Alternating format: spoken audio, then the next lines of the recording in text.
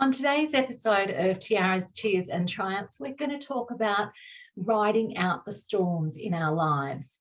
As I record this episode, I am looking out the window of my office and there's a storm front that is passing through, and we've had a really stormy night last night, and it has created a lot of havoc, this storm. And just from where I sit, I'm very glad to be sitting in my office and getting some shelter away from the storm.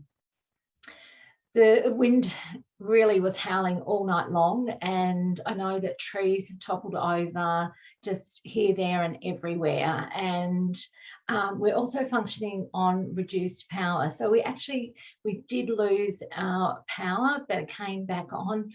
But I've never actually experienced this before. We're actually operating at half power. Thank goodness I've still got power, because that means that I can still record this week's episode.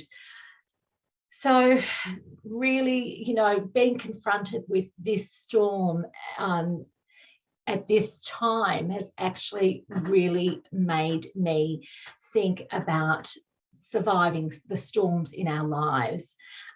So you'll probably already have a pretty good idea that I'm not talking about literal weather extremes like the one that I'm experiencing right now when I talk about surviving the storms in our lives or riding through the storms in our lives.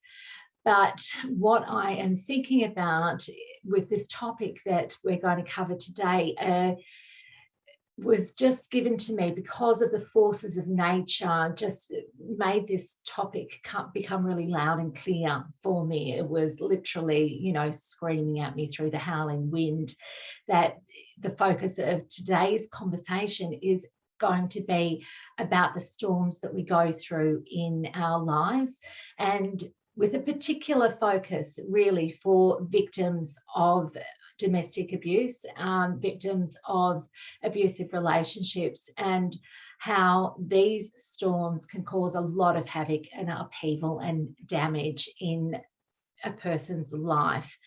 So I know for a fact that I'm really lucky today, as I have the privilege of being sheltered from the storm.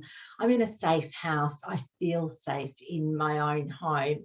So far, I have only had to venture out briefly just to take my kids to the bus stop, just to wait for their bus to arrive. And I've just been out to tend to our dear little chickens. We've got two chickens, and Speckles and Ebony, and they're gorgeous girls. But they would have had the fright of their lives riding out that storm. We had our two dogs come into the house last night, and just they were seeking shelter and refuge from the storm too. So the poor chickens, one of the panels of their chicken coop or the chicken house had been ripped away by the storm. So I felt very sorry for them, knowing that they would have been feeling quite frantic with all the commotion, with the damage from the winds that we were experiencing through the night and into a good part of the day today. So but as I said, I've got the ability to bunker down and just not have to go anywhere. I'm very aware that that people have to venture out into these storms for various reasons, whether it's because they work outside of home. And my husband, he does a bus run, and he had to go out in the worst of worst conditions today to do that bus run. Thankfully, he's back home again, safe and sound now. But he's got a client that is also a friend who lives down the road, and this person, he relies on oxygen to help him breathe, and he was without power, which is a real concern, because sometimes power can not just mean the difference between, having your food preserved and kept, or the ability to make a hot cup of tea, which is something that I found when were reduced to half power. I noticed that when I boiled the kettle for a cup of tea, that it took at least twice as long, if not 3 times as long, for the water to boil, because the level of power coming into our home has been reduced so much. But, people like this friend down the street, they rely on power as, to keep them ticking over, to keep them alive. So I'm very, very aware of, how sheltered I was today from this storm, and from the damage of this storm. I know from reports that there's been lots and lots of trees that have fallen down from the storm. It's caused a lot of damage, and this storm has not just been in my area, but it's spread across the entire state where I live, and also a neighbouring state went through a very, very similar storm to the one that we've experienced. So there's going to be a lot of devastation and a lot of debris and a lot of damage that needs to be taken care of on the other side of this. So services that work with supplying people with their power, they're going to be working overtime at the moment to try and restore the power to its full, so that people have their power supply back completely. There's also a lot of, sort of chaos on the roads caused by these fallen trees and things too. So, but what strikes me when we're going through storms like this is the need to put safety first. So when there is a storm, it makes sense to try and stay out of harm's way, to try and find shelter from the storm, and then to just wait for the storm to pass before venturing out again. Because at the end of the day, we are all at the mercy of the forces of nature. None of us is in control of the elements when it comes to our environment. It will be what it will be.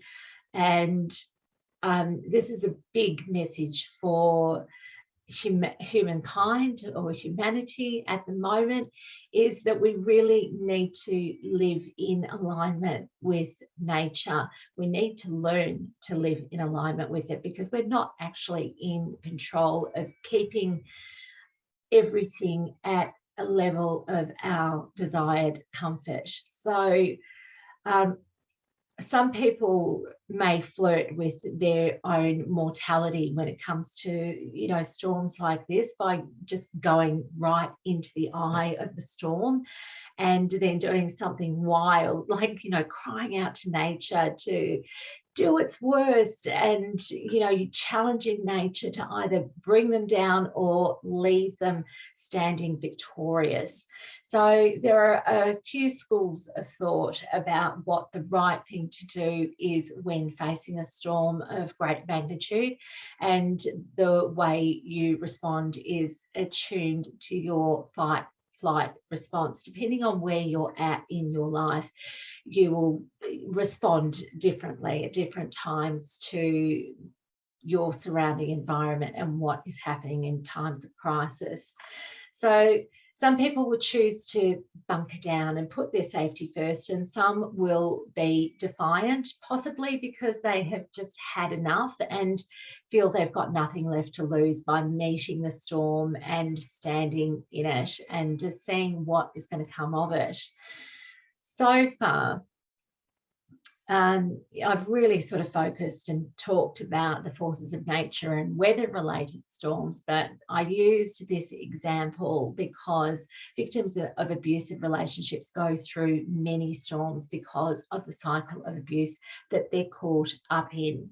And I want to say this right now because it's something that victims will often feel. But you are not the storm. Sometimes we're so caught up in that storm, so much so that we feel like we are the storm, and we are filled with guilt because of the collateral damage we can see around us that the storm has created. And I'll just explain what I mean by that.